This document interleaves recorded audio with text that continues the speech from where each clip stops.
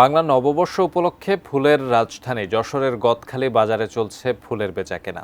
গদখালি ফুলের পাইকারি বাজার থেকে বিস্তারিত জানিয়েছেন প্রতিনিধি নজরুল ইসলাম মল্লিক।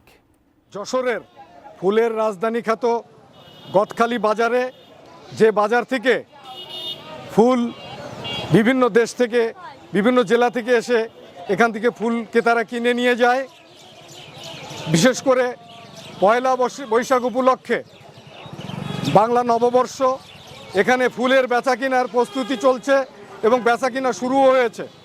আমরা যেটা জেনেছি বিভিন্ন জেলা থেকে ক্রেতারা ইতিমধ্যে এখানে এসে ফুল কিনছেন। শুধু বাংলাদেশে নয়, বাংলাদেশের বাইরেও এই ফুল এখান থেকে রপ্তানি হয়ে থাকে। যশোর এবং বেনাপোল সড়কের পাশে এই বাজারটি হওয়ায় সকাল 5টা থেকে 7টায় এই ফুলের বাজার বসে এখানে এবং বেচাকেনা শুরু হয়। এই বছর পয়লা বৈশাখে যেটা বলছেন বিক্রেতারা যে এবার বেচাকেনা অনেকটা কম। এসএসসি পরীক্ষা থাকার কারণে যারা ফুল কিনতে আসবেন, বিশেষ করে তরুণীরা, এই এসএসসি পরীক্ষা থাকার কারণে তারা ফুল কিনছেন না, যে কারণে বেচাকেনা অনেকটা কম।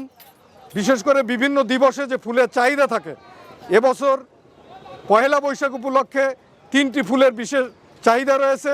এর মধ্যে গাঁদা, গোলাপ এবং রজনীগন্ধার বেচাকেনা ভালো। চাষিরা বলছেন যে তারা বেচাকেনা কম থাকলেও তারা তাদের লোকসান পুষিয়ে নেওয়ার জন্য চেষ্টা করছেন। এই ছিল যশোরের ফুলের রাজধানী গদখালি থেকে সর্বশেষ।